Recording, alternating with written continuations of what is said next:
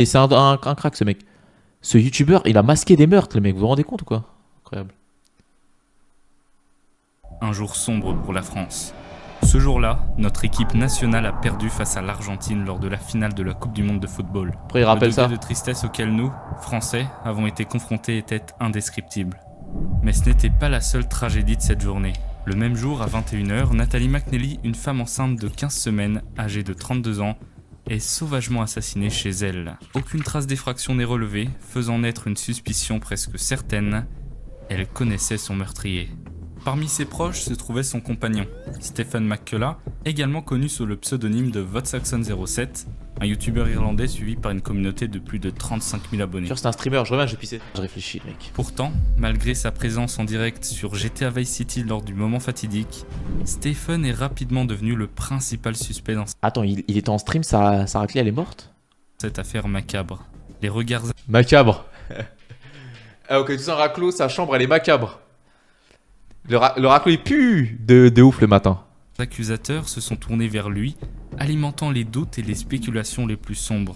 Une question se pose alors avec une intensité croissante. Que s'est-il réellement passé? Les rumeurs suggèrent que le live aurait pu être orchestré dans le but de créer un alibi solide, ou peut-être qu'une tierce personne aurait profité de cette diffusion en direct pour commettre cet acte inhumain. Cette affaire est trouble et complexe, mais une chose est sûre, l'issue de cette histoire risque de vous donner froid dans le dos.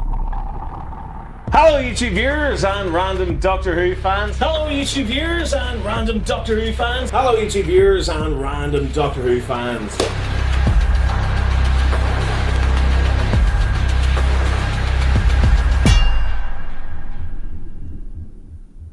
YouTube est une plateforme qui compte un nombre incroyable de créateurs. Parmi eux, il y a ceux qui sont très connus et d'autres qui le sont moins. Et c'est sur cette dernière catégorie que nous allons nous concentrer aujourd'hui. Bon, il s'est mis dedans, en mode il est pas connu ce bâtard. VotSaxon07, de son vrai nom Stephen McCullough, est un Irlandais de 32 ans et il travaille pour Following the Nerd, un journal en ligne sur les actualités du cinéma, mais il travaille également comme youtubeur. Stephen a créé sa chaîne YouTube le 8 juin 2008 et sortira sa première vidéo 2 ans plus tard. Celle-ci porte sur une review d'un produit dérivé de la série Doctor Who, une série de science-fiction racontant les aventures du Docteur voyageant à travers l'espace-temps. Hello YouTube viewers and random Doctor Who fans. Today I'm going to be reviewing for yourselves the Doctor Who 11th Étrange quand même l'objet là. Avec tout le respect, ça ressemble à un truc étrange. Atroce. Doctor Sonic Screwdriver. Ici, il s'agissait du Sonic Screwdriver, ou tournevis Sonic en français, mais c'est moins stylé. Cependant, c'est très loin d'être le seul jouet qu'il a présenté. C'est simple, il va se procurer par la suite autant que possible des jouets à l'effigie de Doctor Who ou autres séries de science-fiction dans le but de les présenter à sa communauté. Et on remarque rapidement qu'il le fera avec un soin irréprochable digne d'un véritable fan, prenant parfois trop au sérieux les babioles qu'il a entre les mains. If you look closely in here, this is another thing that annoys me too. You can see the little wire that runs to the emitter tip, which is kind of annoying, takes away the fun. Au fil du temps, VotSaxon07 s'est fait un nom dans le domaine de la critique, Bizarre. attirant une communauté d'une trentaine de milliers d'abonnés et en réalisant des vidéos visionnées par des milliers, voire des centaines de milliers de personnes. 1 million de vues, La putain. qualité des vidéos s'est également améliorée. Meilleure qualité sonore, meilleure qualité d'image et montage plus soigné. So overall, what do I think of this remote? Well, unbelievably, the One Company have done it again and produced another masterpiece. Parfois même, il parvenait à inclure son père dans ses délires en le faisant se prêter au jeu. Testing 1, 2, all that other stuff that people say whenever they're testing walkie-talkies, over. Hello, hello, hello. Stuff that people Mais attends, la coupe quand même là, c'est waouh. Là, c'est vraiment fixation béton de ouf là. Même la barbe, y a tout là. Un paquet très compétitif là. say whenever they're testing walkie-talkies, over. Hello, hello, hello. Can you hear me? Over. Pas juste la coupe. C'est vrai que le t-shirt, frérot, le t-shirt bien slim. Vraiment, les bras, ils t'entendent étouffer. Hein. Stephen McCullough semblait à ce moment-là tellement heureux de partager sa passion avec sa communauté, mais également avec sa figure paternelle. Mais malheureusement, un événement tragique est venu perturber le cours de l'histoire. Son père, Jonathan McCullough, est décédé durant l'année 2015. Merde. La communauté, s'étant alors accrochée à ce duo, lui rendra hommage dans l'espace commentaire d'une vidéo compilant tous les moments passés ensemble. Là où on constate que le père faisait réellement partie de l'aventure et qu'il était beaucoup apprécié, c'est le fait que Stephen a posté un diaporama retraçant toutes les photos de son père et lui dans les moments qui semblent être cruciaux et intimes pour une famille, Carrément. comme si ses abonnés faisaient désormais partie de la leur. Nous n'avons pas eu l'occasion d'évoquer sa mère car pas impliquée sur la chaîne, mais elle est également décédée presque durant la même période. Malgré ces événements tragiques qui se sont enchaînés rapidement, Stephen ne se laisse pas pour autant abattre. Sa passion étant plus forte que tout, il continuera ses vidéos et inclura de plus en plus de séquences face caméra en développant d'autres concepts auparavant inexplorés tels que la review de trailers et des petits sketchs. Wow, that was a smooth ride. En 2016, il change Ceux qui ont des pubs, les mecs, pour l'exclamation Prime. Ils ont une pub, du coup ils m'entendent pas. Mais mettez-leur point d'exclamation Prime, les mecs, s'il vous plaît, dans le chat, comme ça, TI. de chaîne YouTube. Il souhaite dissocier ses critiques de jouets et ses sketchs pour des problèmes de droit d'auteur. C'est donc ici que l'aventure se poursuit. Voilà, mettez-leur. Il inclut même ses amis dans ses vidéos pour faire évoluer le concept de base. La joie est à son paroxysme. Il rencontre même sa copine, Nathalie McNeely, âgée de 32 ans, en août 2022. Force à toi, Bref, Nathan. tout semblait aller dans la modeste carrière de Stephen McCullough. Enfin, tout semblait aller jusqu'au 18 décembre 2022. Noël approche à grands pas et Stephen se dit que cela pourrait être une bonne idée de fêter ça avec un bon live pour faire plaisir à sa communauté. Il en fait même l'annonce sur les réseaux sociaux, histoire d'hyper l'événement. Surprise, rejoignez-nous dans 2 heures pour des Putain, il a une vraie hype hein, quand même, 60 likes Twitter et tout, c'est pas mal. Hein. festivités en direct. Il faisait combien de viewers? Il va le dire ou pas? Le coup d'envoi sera donné à 18h. Une petite pensée pour sa compagne, il la prévient par SMS qu'il sera en direct et par conséquent, il ne pourra pas lui répondre.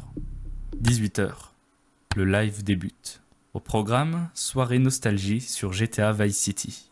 Hello to all on this glorious Sunday evening.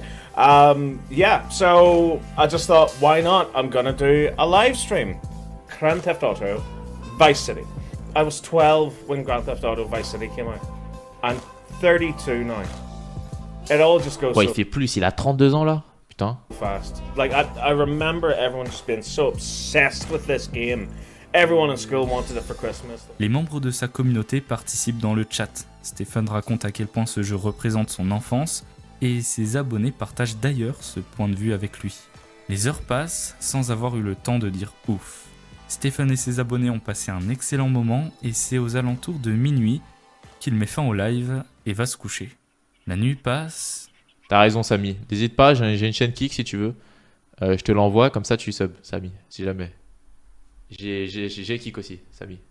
Puis le lendemain, il décide de se rendre chez Nathalie et...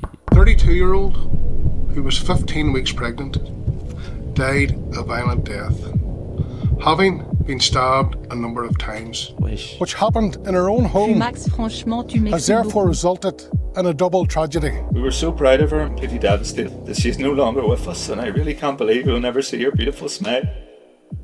Stephen a découvert le corps sans vie de Nathalie McNeely chez elle à Silverwood Green, victime d'une attaque à l'arme blanche. Selon les experts, le meurtre aurait eu lieu aux alentours de 21h. En L'histoire, effet, elle elle avait est- assisté comme beaucoup d'entre nous à la fameuse finale de la Coupe du Monde de football, et ce, chez ses parents. Après avoir vécu les hauts et les bas du match, elle est rentrée chez elle, inconsciente du cauchemar qui allait la frapper de plein fouet. Alors que la nation française se remettait encore de la défaite de son équipe, une tragédie sordide et silencieuse se déroulait dans l'ombre. Nathalie était une future mère sans problème et vivait dans une maison qui ne présentait aucun signe d'effraction, ce qui semble exclure une tentative de cambriolage. Le montage, il est Tout incroyable. cela par contre. suggère que le meurtrier est probablement quelqu'un de son entourage, quelqu'un qu'elle connaissait suffisamment bien pour lui ouvrir la porte.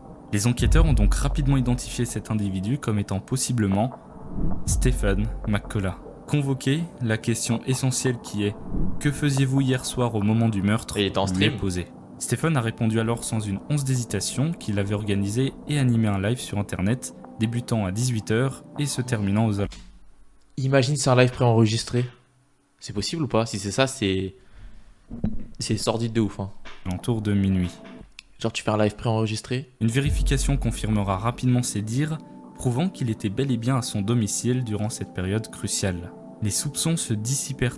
Après, comment t'interagis avec le chat? Si en vrai tu peux, hein. Ouais, tu fais des interactions de PNJ, genre, salut, comment ça va, tu dis pas de blaze. Alors, En vrai, je vous jure que c'est possible, hein. Genre la police, je pense qu'ils croient pas, hein. Enfin, c'est possible de... et Stephen fut libéré par les autorités. Merci, au revoir. Cet alibi solide, étayé par de preuves tangibles, sembla éloigner temporairement les regards accusateurs qui s'étaient tournés vers lui.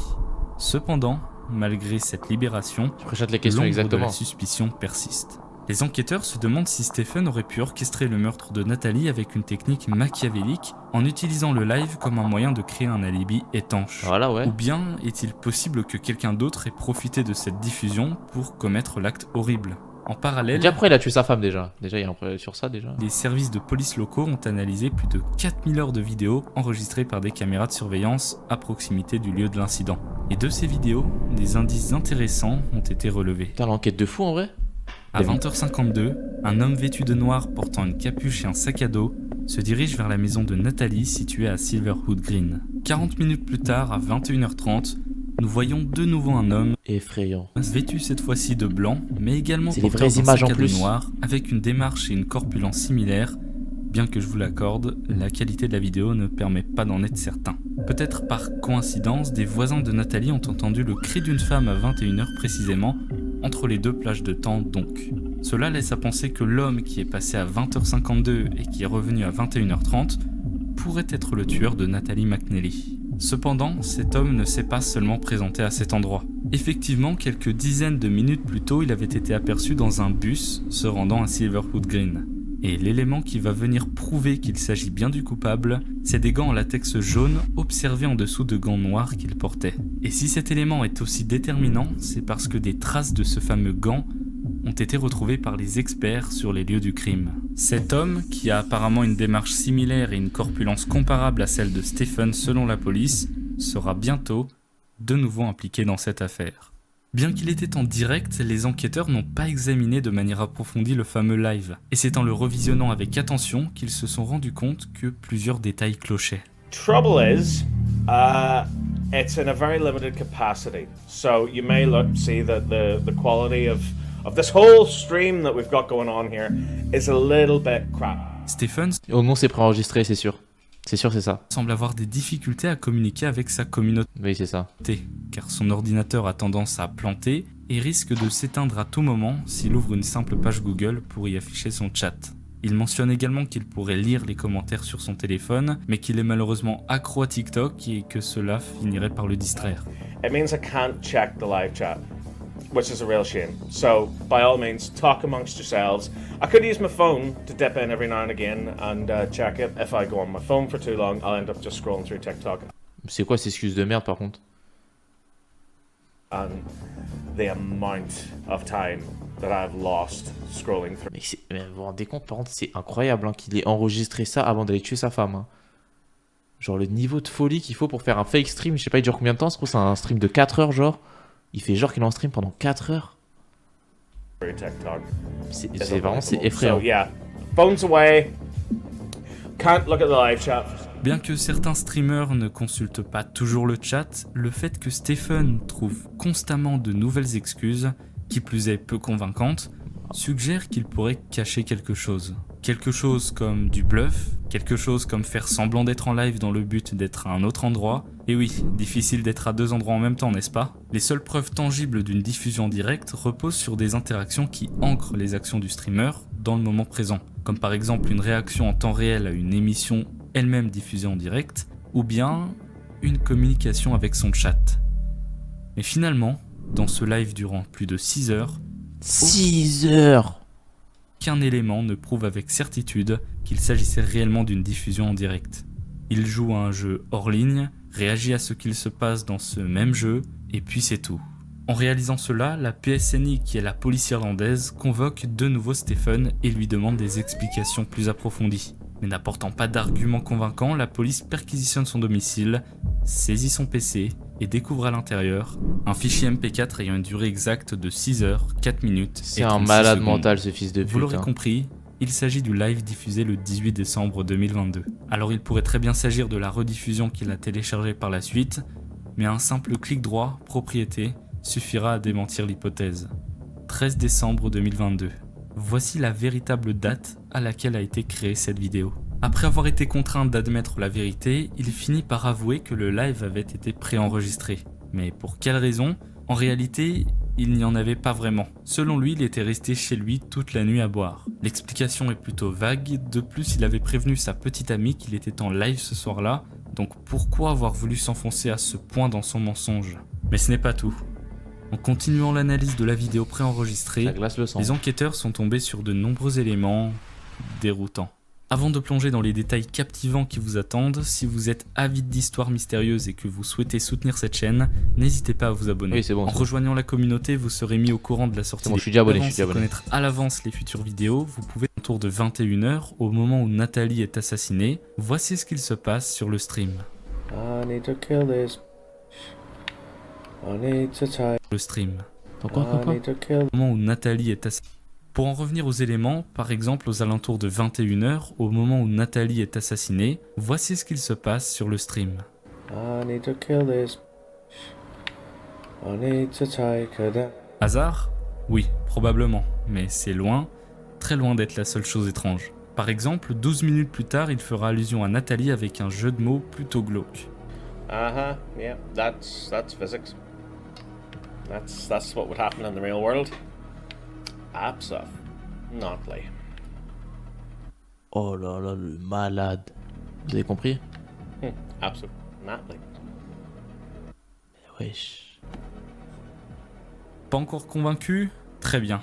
Alors, que diriez-vous de ceci? Pendant la diffusion en direct, Stephen faisait une pause environ une fois par heure, laissant les spectateurs sur un écran d'attente pendant environ une dizaine de minutes à chaque fois. Cependant, après la troisième pause, une image étrange. Mais attends, mais il y a vraiment des gens qui ont regardé ce live. Parce qu'il avait l'air d'avoir une vraie communauté. Donc Bélec, il y avait genre des 200 personnes sur le live qui regardaient ça alors qu'il n'était pas là et qu'il était en train de tuer sa femme. est apparu à l'écran. J'y suis.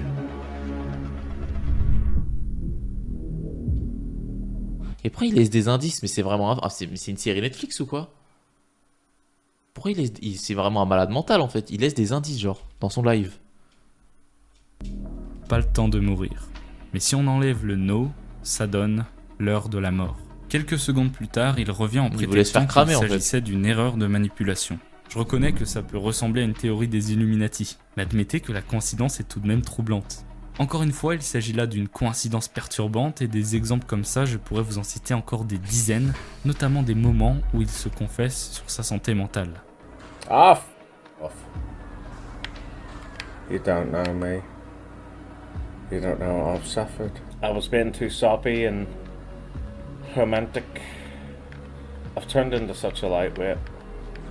I used to be able to drink Guinness like it was water, and I'm kind of feeling a little bit already. Christmas.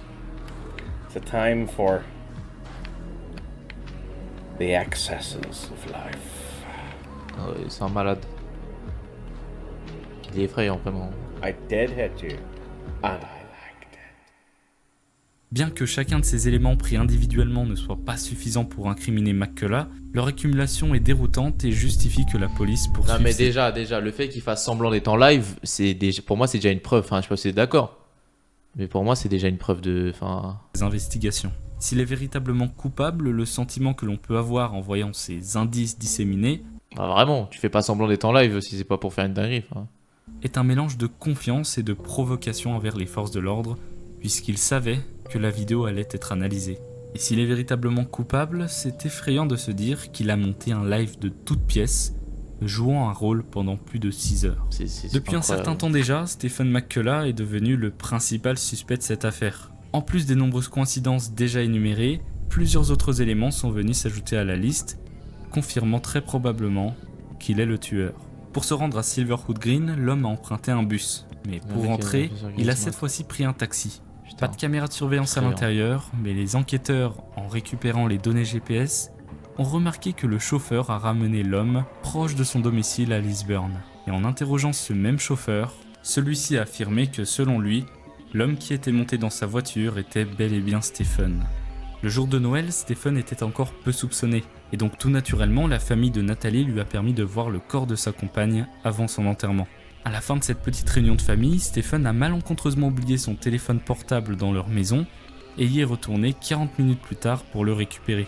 Il a ensuite été découvert que l'application dictaphone était active et avait enregistré 40 minutes de conversation familiale. Cela a rapidement été considéré comme un acte délibéré de la part de Stephen qui voulait savoir s'il était soupçonné par cette dernière.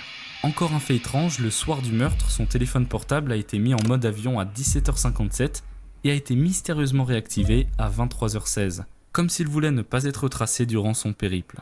D'ailleurs, il est étonnant de constater que le dernier événement en direct organisé avant The Violent Night Christmas remonte à plus d'1 an, le 19 octobre 2021. De manière étrange, Non, mais en vrai, je pense même les trucs qu'il a fait pendant le live et tout, de faire des refs et tout pendant le live, je pense qu'il voulait se faire cramer. Hein. la fois suivante où il prétend organiser un événement en direct, C'est pas possible. c'est précisément ce jour-là qu'un drame se produit. Comme vous pouvez le constater, tous les éléments que j'ai mentionnés Pourquoi il a tué sa femme? depuis le début, qu'il s'agisse de lapsus étrange pendant le direct qui n'en était pas un, du SMS envoyé à Nathalie, de l'excuse bancale, des caméras de surveillance, du dictaphone, du taxi, ne semblent pas suffisants pour l'incriminer. Comment ça, c'est pas suffisant? Mais il troll la police là. Mais il faut quoi en fait? Il faut une pauvre. Enfin, je comprends pas là. C'est suffisant de ouf. Pour le moment. Pour autant, la sortie sous caution lui a été refusée en attendant son jugement, donc s'il est réellement le coupable, on peut être sûr que nul autre mal ne sera commis de sa part. Sans blague, Depuis il un est petit coupable. moment, vous vous demandez sans doute pourquoi. Pour l'instant, la situation reste opaque, mais selon quelques articles, cela pourrait être dû à de la jalousie. Apparemment, Nathalie aurait discuté avec un autre homme et ça aurait rendu Stephen furieux. Mais cette information est à prendre avec des pincettes. Elle était enceinte on en en plus, saura hein. sûrement plus C'est lorsque le horrible. jugement aura été prononcé. À l'heure où je tourne cette vidéo, Stephen McCullough est considéré comme innocent tant que la justice ne s'est pas prononcée officiellement. Donc je vous tiendrai au courant avec un commentaire épinglé le jour où l'on aura une réponse. Si jamais Stephen McCullough est bel et bien le coupable, il est choquant de constater qu'aucun signe ne laissait transparaître qu'il était un tel monstre. Dans ces vidéos, on constatait un passionné de son univers qu'il a partagé par la suite à ses amis et sa famille. Cela montre que l'apparence clean d'un youtubeur ou d'un streamer sur les réseaux sociaux ne reflète pas forcément la réalité. Et ce que j'ai trouvé d'autant plus hypocrite, s'il est réellement le coupable, je le reprécise, c'est le message qu'il a posté sur son Twitter quelques temps après le meurtre. Il y a 9 ans aujourd'hui, elle nous manque plus que jamais. Chérissez les femmes de votre vie, leur absence vous fait réaliser à quel point vous avez appris d'elles et à quel point elles ont été fortes pour vous.